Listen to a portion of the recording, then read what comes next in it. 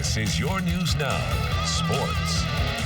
Coming off of their 6th straight postseason appearance, the Lehman Catholic Cavaliers are ready to make it 7 in a row. However, it won't be easy for the Cavs as they have some holes to fill after losing 8 seniors to graduation while dealing with the challenges of a smaller roster this year. Even still, the Cavs are confident they can get the job done as we start two-a-days today at Lehman Catholic.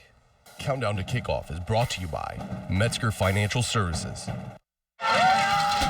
Graduation is first-team All-State quarterback Elliot Gallardi, which means this preseason brings a 4-way quarterback battle to Cavaliers practice. And while losing the heartbeat of the offense is a hit, Lehman Catholic is confident in its abilities up front, which would be helpful when breaking in a new QB. The Cavaliers open up against Fort Recovery, who they've dropped the last 4 openers to. In fact, it's been 16 seasons since Lehman Catholic won their first game of the season. Head coach Richard Roll says playing a tough team early helps get his guys prepared, but how the Cavs adapt to change will determine their success this season.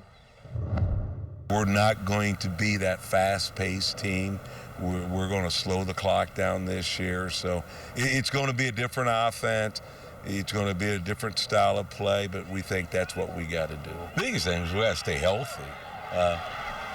We got 23 kids out this year, which is tough. Last year we had 26, and we stayed fairly healthy, and it's important that we stay healthy this year and we get these guys in shape, and if that happens, we'll be successful.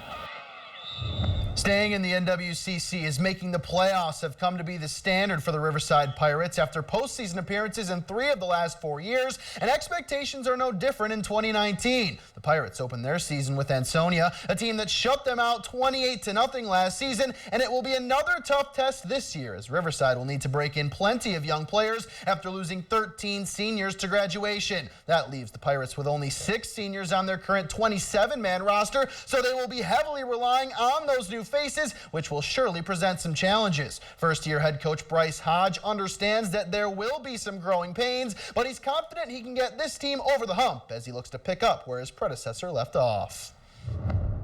For these young guys, they're not quite used to the grind of it, so we can give them encouragement and lead them through the hard times of making mistakes and picking them up and just tell them to get to the next play and just keep working. Really just encourage them to try their best, even if it's scout team, get the reps. That's what they need, get coaches seeing them, because with our low numbers, plenty of opportunities on special teams or to give anyone a breather. A lot of it starts with leadership. We've had some really good senior classes over those last 4 years, and they would prepare the next class, and then they would take over as leader. So right now, I'm looking for some leaders still. We have some guys that are ready to step up, but they haven't been in this varsity playing position quite yet, so it's new. We're extremely young.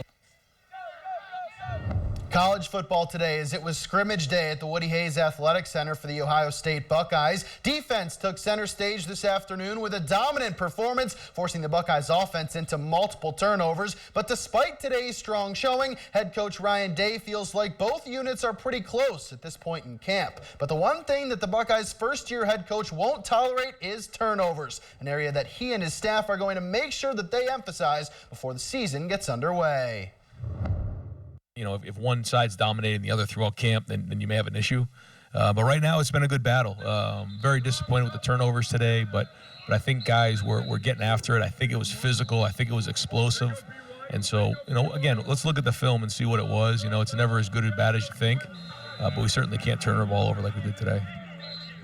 We finish on the tennis courts with the Wapakoneta Tennis Invitational taking place today. Beginning in the B doubles final, LCC taking on Ashland. This is Morgan Cheney ripping a forehand winner just inside the line for the point. She and partner Paige Brinkman go on to win the B doubles crown with a 6-1, 6-1 straight set win. In the A doubles final, Shawnee matches up with Ashland, and this is Lotus Way with the forehand smash for the point. She and Katie Clark fall the tournament champs. Ashland, though, 6-1, 6-4. Finishing in the singles bracket title match, Wapauks Madison Snyder taking on LCC's Olivia Kessner. Snyder hangs around early with a beautiful forehand winner for the point right there, but Kessner just too much in this one as she cranks a cross-court forehand of her own. Kessner claims the singles crown as the T-Bird wins it in straight sets, 6-0, 6-0, Katie. All right, thanks so much, Matt. We'll wrap things up after the break.